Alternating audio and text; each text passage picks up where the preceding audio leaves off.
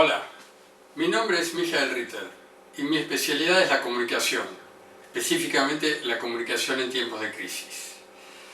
La mayoría de los españoles se deben recordar el triste evento que tuvo el 11 de mayo del año pasado cerca de Lorca.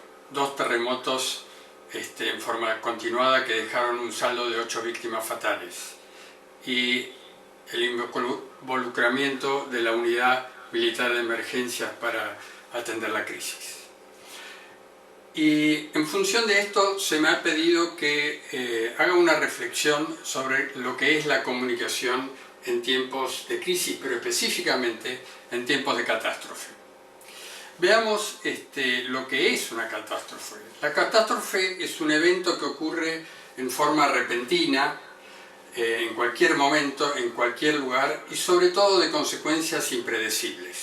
Golpea a todos y a todo en diferente modo, a las personas, a los bienes materiales, a las organizaciones y a las propias instituciones del Estado.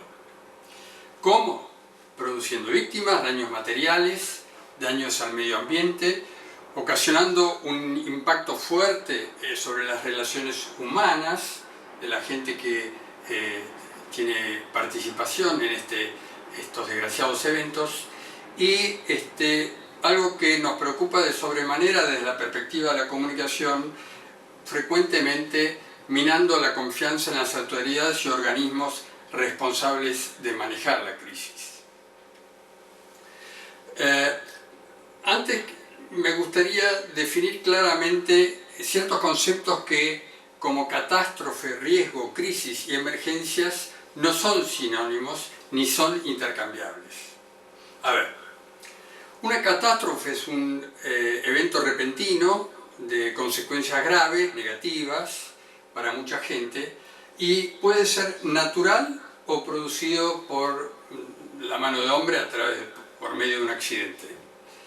El riesgo es una amenaza presunta y posible de peligro que puede ser estimado.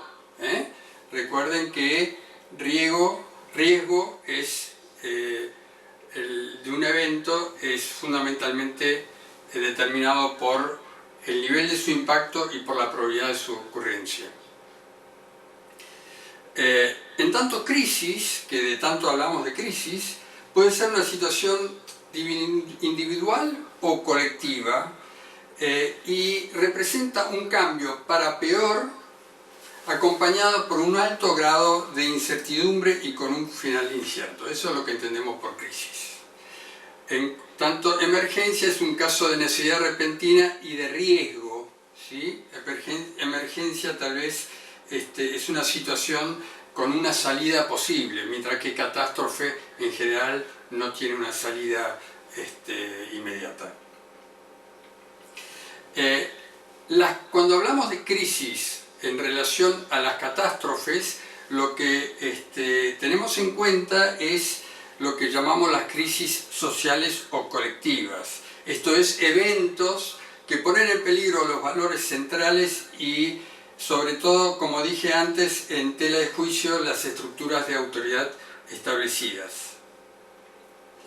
Como la catástrofe implica un amplio espectro de eventos que tienen diferentes causas, diferentes cursos de evolución y diferentes grados de consecuencia. Es casi imposible describir cómo afectan los procesos de comunicación e información en la sociedad, justamente por esa diversidad que tienen. Lo que sí podemos hacer, al igual que en las crisis, es establecer cierto tipo de patrones comunes que ocurren en las catástrofes y las condiciones que parecen producirse con bastante regularidad.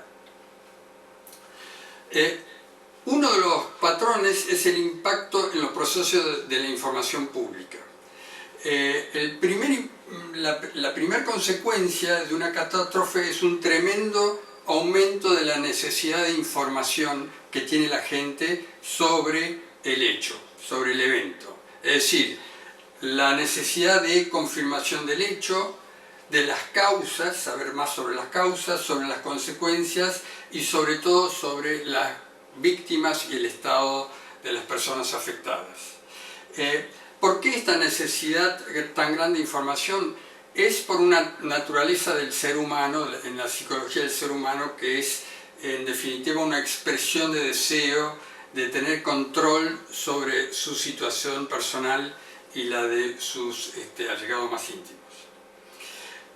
El número de preguntas que surgen, digamos, en esta demanda tremenda de información varía, por supuesto, según el tipo de catástrofe de que estamos hablando. Por ejemplo, en el caso del choque del ferroviario que se produjo en China en julio del 2010, donde un tren de alta velocidad, por un defecto del sistema de señalamiento, embistió a otro convoy estacionado y que produjo cerca de 40 víctimas fatales y más de 200 heridos graves.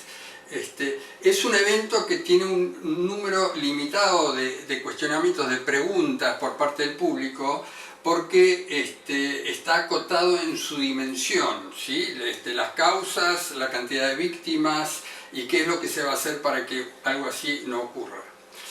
Pero hay otros eventos, y ahora me voy al otro extremo, como por ejemplo un accidente grave en una central nuclear, Chernobyl, o más recientemente el de Fukushima en Japón en marzo del 2011. Porque allí la explosión de la central nuclear genera una nube tóxica, una nube radioactiva, que no se sabe qué comportamiento va a tener y cuánto y cuándo va a afectar a la región circundante y en qué medida. Recuerden que la explosión de Chernobyl afectó prácticamente en forma más grave a un país como Suecia, mucho más alejado que de Ucrania como Alemania. ¿Pero por qué? Porque los vientos venían del sudeste y llevaron la nube radioactiva hacia esa región. Otro patrón en materia de comunicación en situaciones de catástrofe es la fuerte presión de los medios sobre las autoridades. Es obvio, digamos, que por la propia finalidad que tienen los medios de comunicación y por la inteligencia que hacen cotidianamente de lo que pasa a su alrededor, saben en general más acerca de la situación que los responsables de proporcionar la información oficial en la fase más aguda del evento. Esto suele ser una fuente de fricción que puede llegar hasta generar una crisis de confianza respecto de los funcionarios de gobierno a cargo de manejar la situación. Además, no nos olvidemos de Internet, digamos, donde todavía le ganan a los medios de comunicación trayendo información no oficial, rumores, comentarios, especulaciones y demás, que contribuyen a complejizar la situación comunicativa. Otro patrón es la percepción del riesgo. Es decir, en una catástrofe intervienen un montón de personas, pero básicamente por el lado oficial suelen intervenir expertos. Existe una gran diferencia entre la percepción que tienen estos expertos de lo que nosotros conocemos o entendemos que es un riesgo, de lo que tiene el público lego, el público en general. Nosotros como seres no especializados, como personas no especializadas, tendemos a subestimar los riesgos personales y sobreestimar los riesgos a la población en general. Por ejemplo, subestimamos el riesgo que implica fumar o tomar alcohol y manejar, mientras que los expertos no lo hacen. Y por otro lado, las amenazas de corte dramático o sensacionalista son consideradas por las personas no especializadas, los no expertos, como más probables de lo que realmente son, ¿sí? Mientras que los riesgos cotidianos son subestimados. Un tercer patrón son las fases a través de lo que recorre, digamos, una situación catastrófica. Por ejemplo, en la primera fase, cuando está encima, digamos, la catástrofe, se dispara la alerta. Es la fase, lo que llamamos la fase de la alerta, ¿sí?